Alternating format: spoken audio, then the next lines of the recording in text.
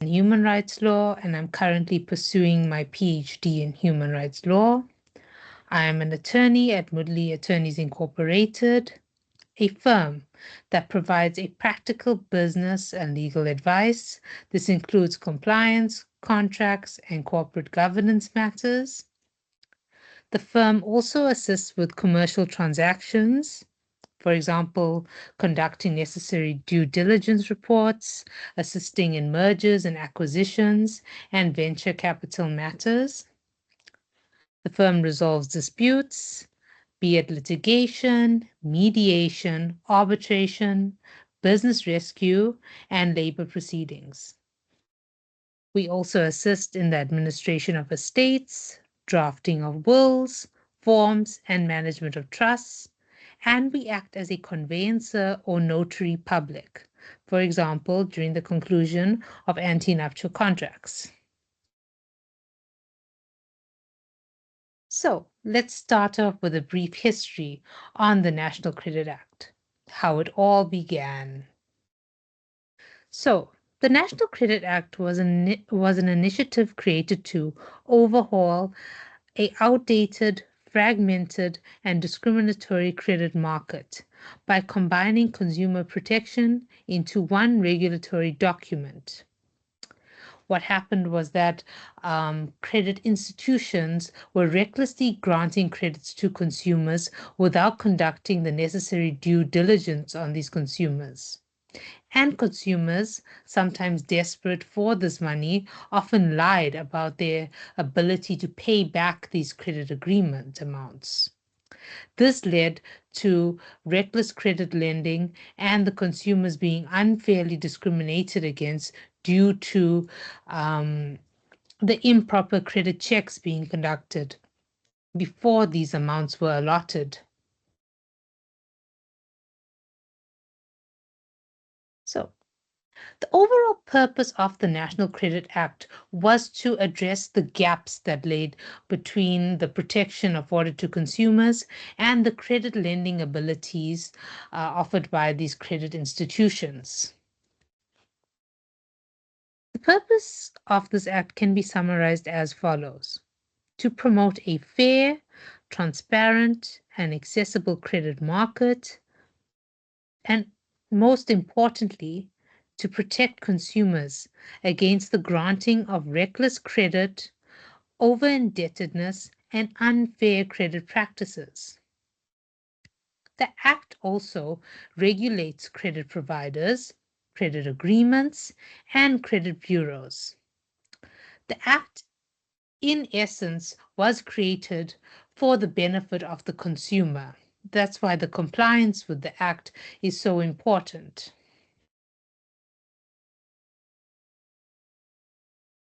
So here comes the part that most businesses find important, and this is the registration as a credit provider in terms of the National Credit Regulator, abbreviated as the NCR. So the question beckons, do you need to register as a credit provider?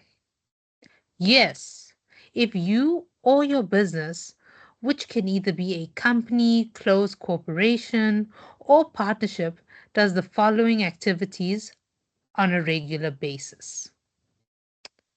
So if your business sells goods or services on credit or deferred payment, for example, you allow customers to pay off debt in installments, or you offer lay-by payment terms, store credit cards, or revolving credit facilities. If your business offers payment plans with added interest, fees, or finance charges, if your business gives loans to customers or employees to be paid back in installments with interest on a future determinable date, or if you provide bridging finance or short-term credit. So, incidental credit agreements. What are these? These occur where goods or services were initially not intended to be credit purchases, but became so due to default payments by the consumer. The NCA applies to these types of agreements as well. So although not initially intended to be credit agreements, but later on due to non-fulfillment of payment terms or payment timeframes, they became incidental credit agreements. The NCA finds applicability to these agreements as well.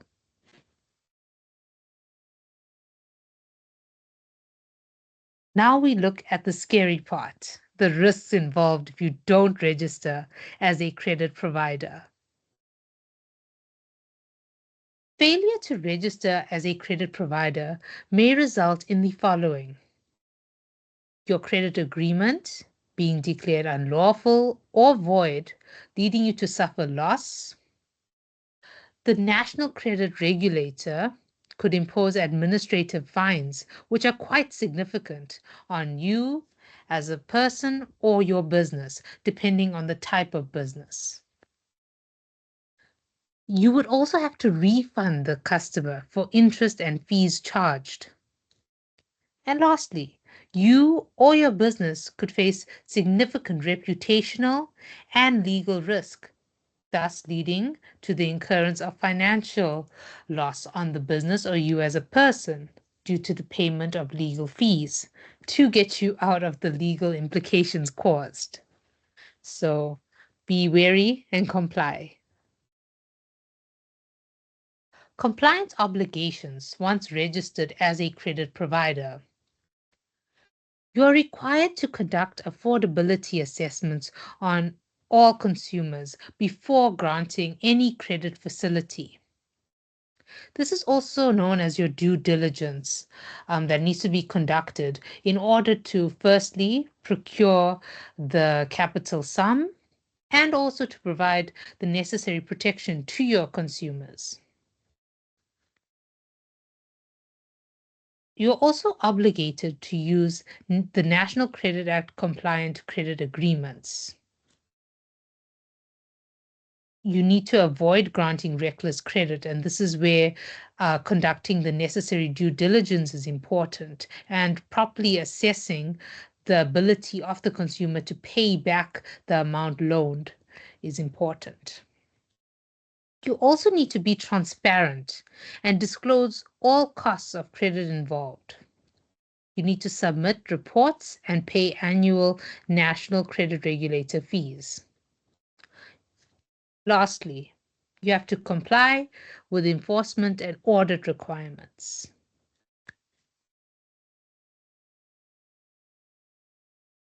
So, as with any concept in law, it depends. So there are key exemptions. The first exemption is the registration as a credit provider is not required when you or your business have signed less than 100 credit agreements with customers and the total principal debt for all these agreements combined is equal to or below 500,000 Rand. The second noteworthy exemption is that the NCA provides exemptions based on the type of consumer and size of the credit agreement. For example, a large business with an asset value or annual turnover below 1 million Rand. Example 2, an agreement where the principal debt or the initial capital lent is less than 250,000 Rand when the credit agreement was concluded and signed between the parties.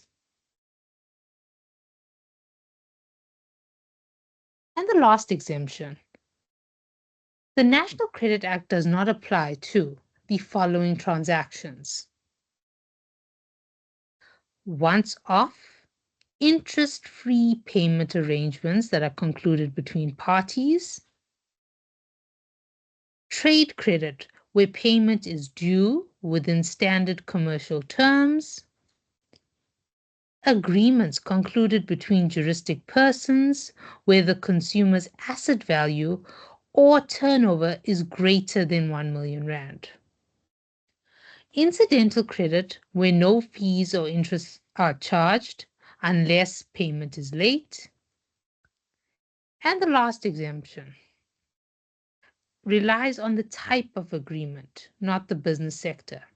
So even if you are not in the business of lending money, the NCA may still apply based on the type of agreement entered into. So here comes the important part of the National Credit Act and the ultimate protection offered to consumers and suppliers. This is where your attorneys get involved in the case of default payments. But there are certain requirements that must be met before legal intervention is sought. And that is what we're going to be discussing tonight. So let's look at this diagram. A lends B money in terms of a credit agreement concluded between the parties.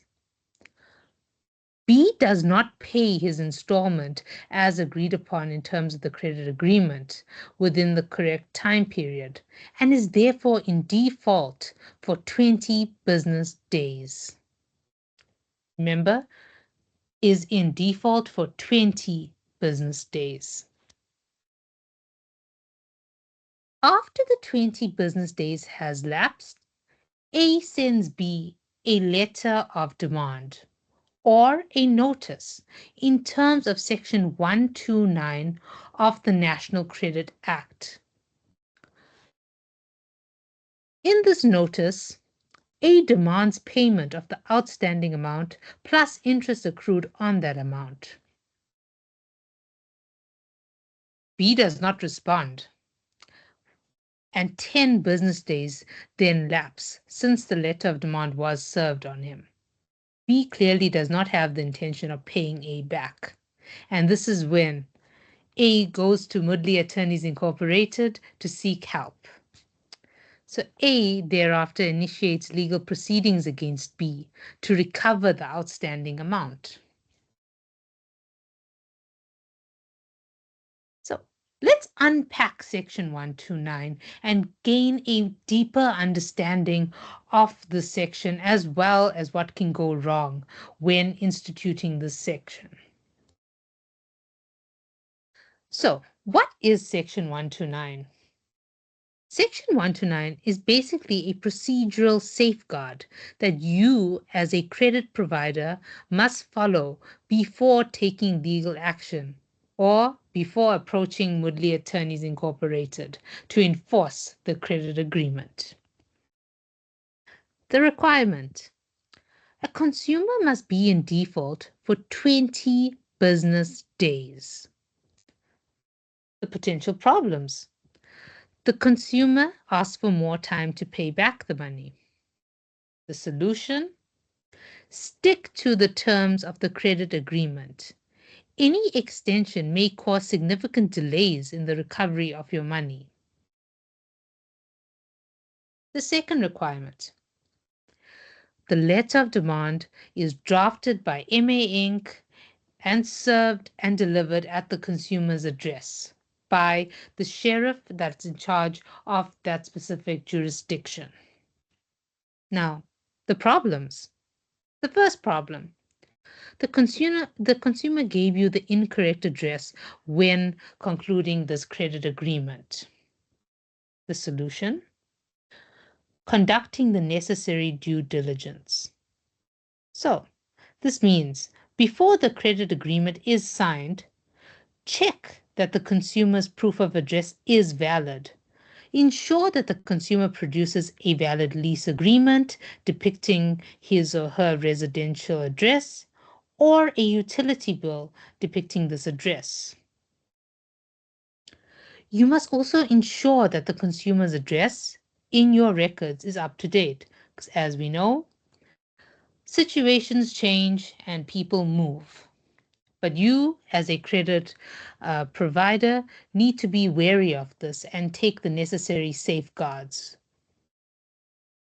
The second issue with this requirement: You have no proof that the letter of demand was delivered to the consumer. In our previous example, for example, B ignored A's letter of demand, and B's justification could be that he did not receive this letter of demand. It wasn't delivered to his premises. Here's a solution to that. You need to make sure that the sheriff gives a proper return of service as proof of proper delivery of the letter. You need to retain this return of service and ensure that your records are updated regularly to ensure that when invoking Section 129, you have all the necessary documentation to enable your legal representative, MA Inc., to assist you in the recovery of these funds.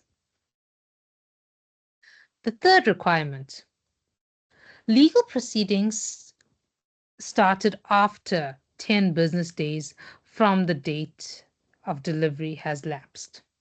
You may only institute legal proceedings once 10 business days have lapsed from the delivery of your letter of demand. You run a risk of premature launching of the legal action if this is not adhered to. The potential problems: you rush to court. The case is thereafter thrown out due to you not following the proper requirements. You are then put at a disadvantage as you lose time and money by having to start this procedure all over again. The solution: follow the correct and stipulated time periods and keep proof of every step. Documentation is very important when launching any legal action.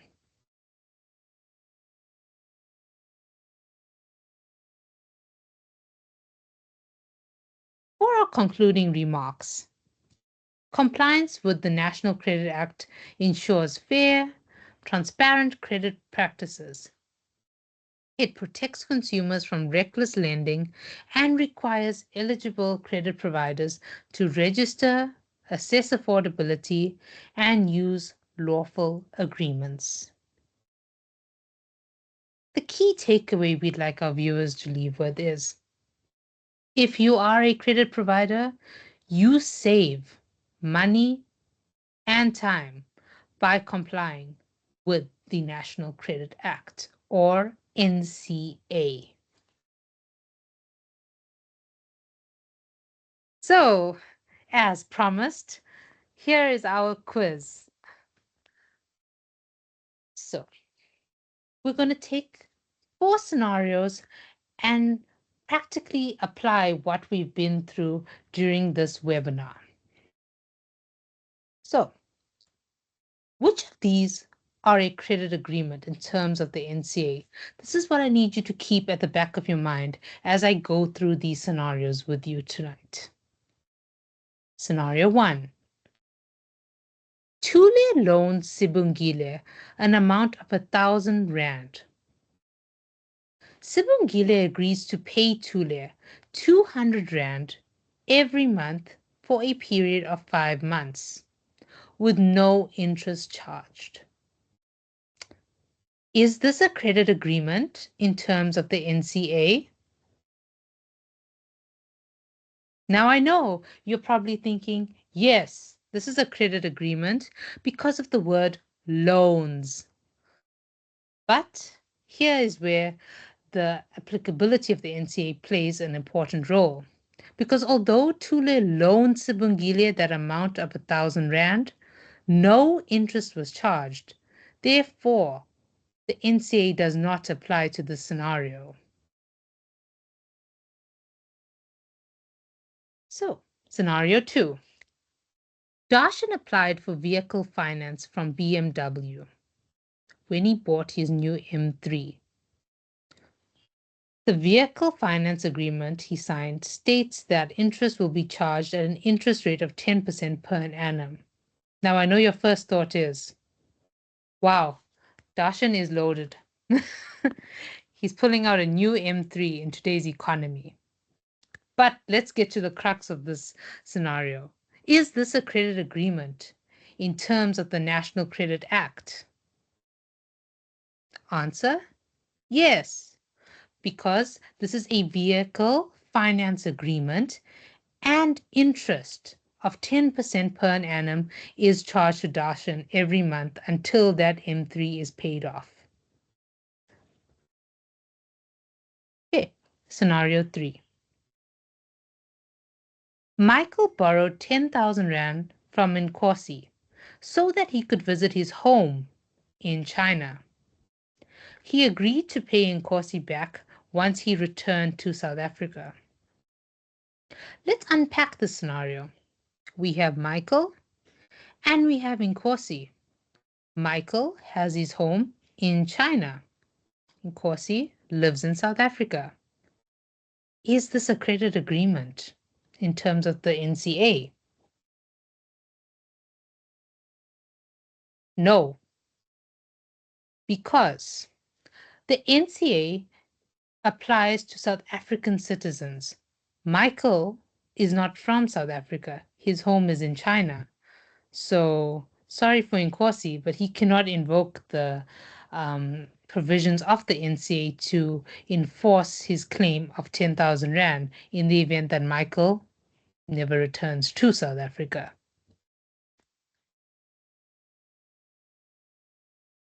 And our last scenario for this evening. Mbali sells handbags in Small Street, Johannesburg. Boosie, an intern, asks if she can buy a Gucci bag for 300 Rand on lay-by. Mbali agrees. So, is this a credit agreement in terms of the NCA? The answer is no. Now I know what you're thinking. You remember us mentioning lay-bys in our first slide. But look at the amount. It's for 300 Rand on lay-by. This means that the NCA will not find applicability in this situation. And this concludes our quiz portion of this webinar.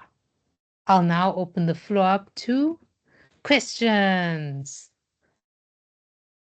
Are there any questions?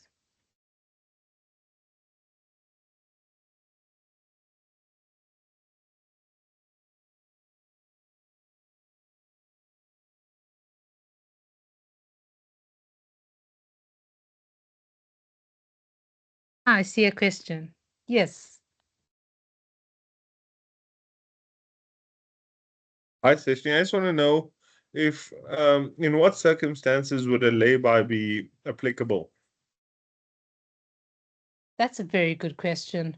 So, a lay-by is a credit transaction, but there is an amount that it needs to be for in order for it to be applicable to the National Credit Act.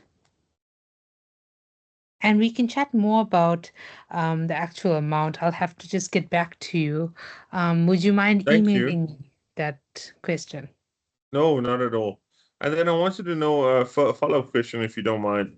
What would be, if this legislation is only applicable to locals or South Africans, what protections, if you can speak off the cuff, I don't know if you know anywhere, where you lend a foreign national monies, is there any clawback mechanism that we have? As far as I know, there aren't any that I know of personally, but I do believe that there should be some sort of protection for those types of transactions because of it growing so important in today's commercial landscape. But once again, I'll have to do more research and get back to you on that. So we're on the same page. Before you lend money to someone that's a non-South African resident, you need to investigate whether that jurisdiction has legal authority over that person. My concern is that a lot of individuals want to lend money to people outside our jurisdiction. And if we can't attach assets, then we can't really enforce the awards or judgments against them. So we need to be careful of lending money to our people outside South Africa. Not that I'm trying to say don't lend money, but be alive to the consequences. Yes, and also that the Section 129 mechanism that was discussed during this webinar would not find applicability in those situations. So it needs to be well researched before you allocate those resources. Thank you. Is there any thresholds that we must be careful of in terms of how much we lend? And is there any guidance on when we can lend and in terms of how much we need to make sure we lend to people? I know sometimes we as, family, friends and colleagues and people we trust, we do extend ourselves at times. But do you have any guidance on how much we should make sure we put in place so that we can at least be protected? Um, so in terms of the National Credit Act, there are various lending thresholds allocated. So there's 15,000 Rand for the lower thresholds for small credit agreements. It then reaches 250,000 Rand for large credit agreements, and then 1 million turnover asset threshold when it relates to juristic persons, this being companies, trusts, or closed corporations. But historically, it was a set threshold amount of 500,000. But due to the amendments in case law, there's been a division in terms of thresholds.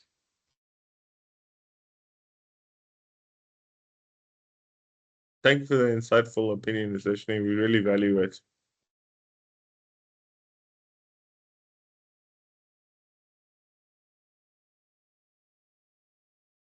Are there any other questions?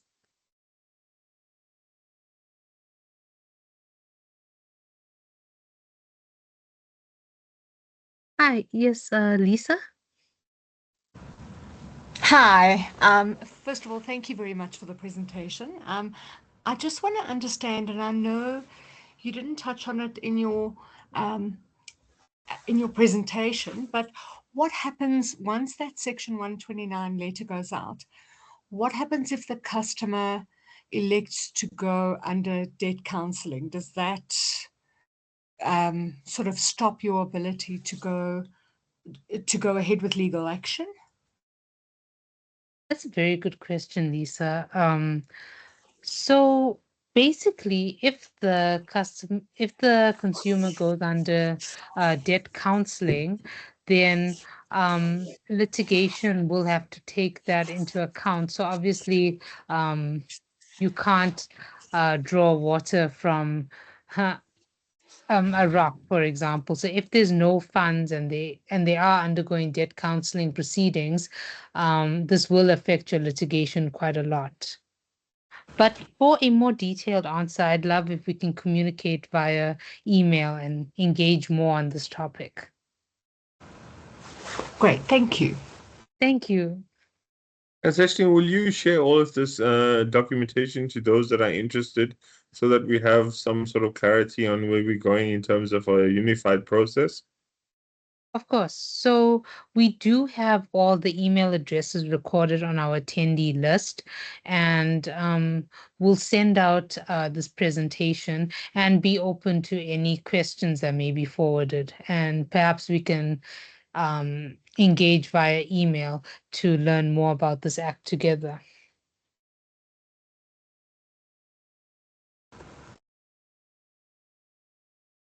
Have you had in your experience any challenges that you see, particularly about premature litigation? Can you speak to that so that maybe participants know that, shooting too fast might lead you into a detrimental situation, particularly not following Section 129 in talks of dilatory plea?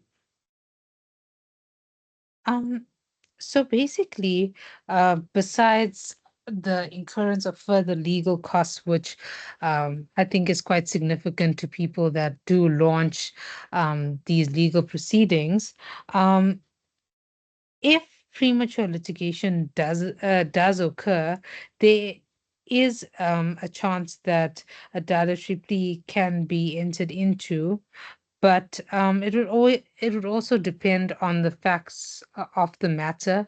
I always say law isn't a black and white landscape. There's always gray areas, but when it comes to the applicability of Section 129, it is important to stick to those time frames to avoid issues during the litigation process and overall issues with recovery of the monies.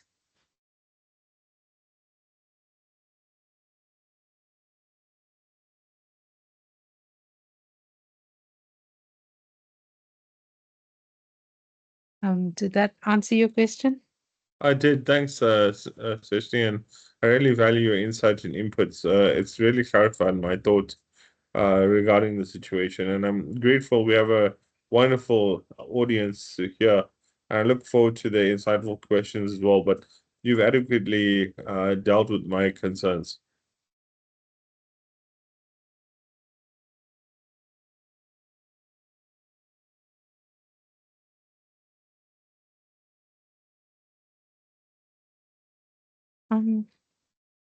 So maybe we can touch on the dilatory plea that I alluded to previously.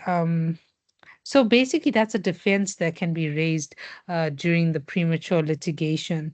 It's something you need to take heed of because this could delay or suspend proceedings. So, you as a credit provider failing to comply with the legal prerequisites before instituting action could actually give your consumer an edge in the litigation process if they issue this dilatory plea as a defense.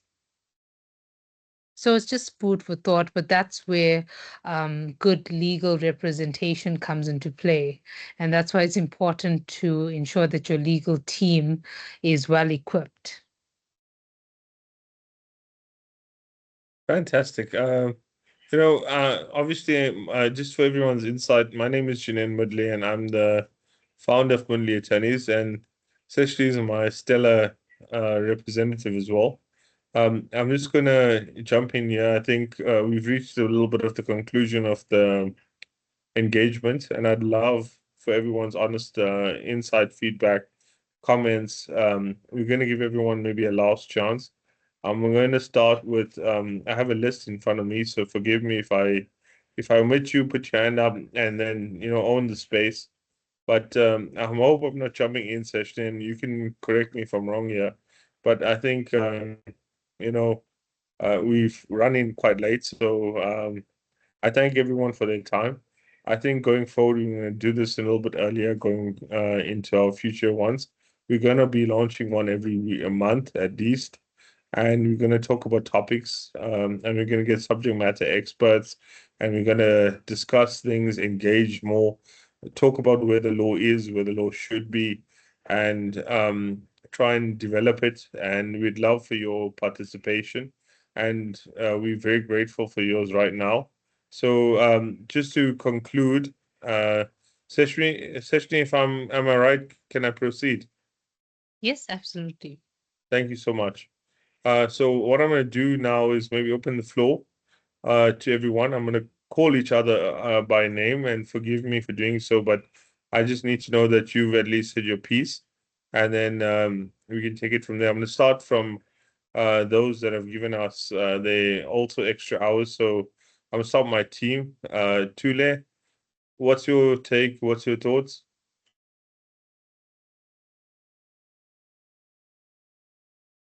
Hello everyone, I'm Tule Matseba and I'm a candidate attorney at Moodley Attorneys.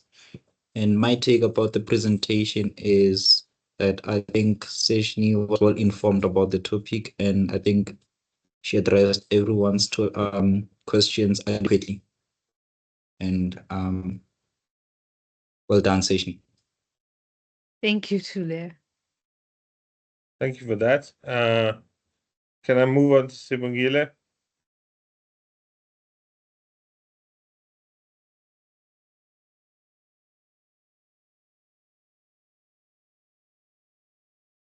Can I move on to Mr. or Ms. Dyer?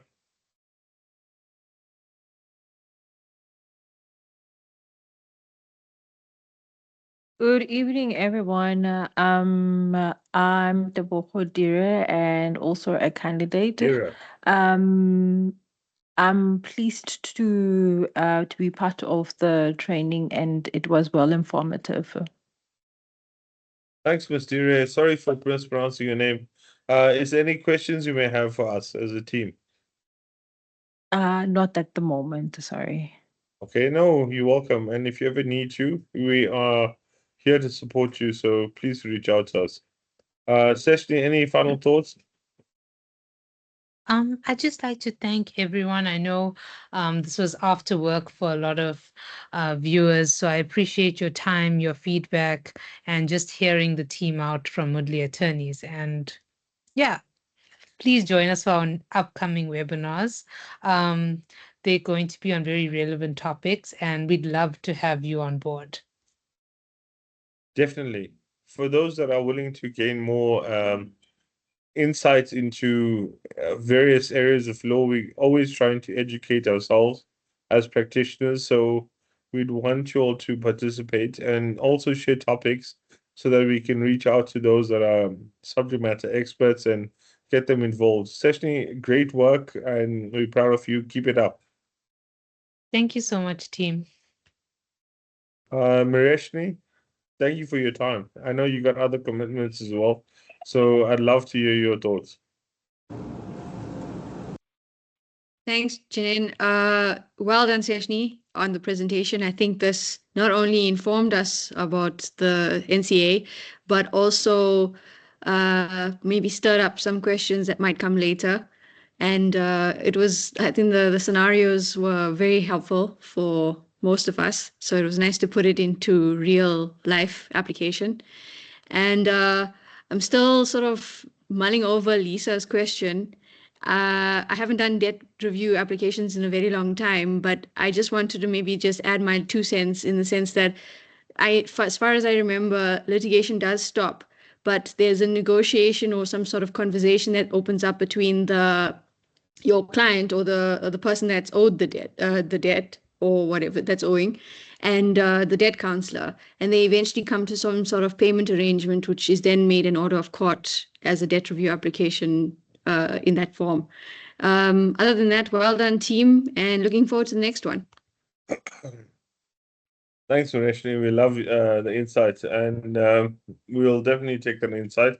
And anyone who has questions on it, we will definitely accelerate that. Please engage us. Lisa, thank you for joining us. Thank you for the invite. Thoroughly enjoyed it.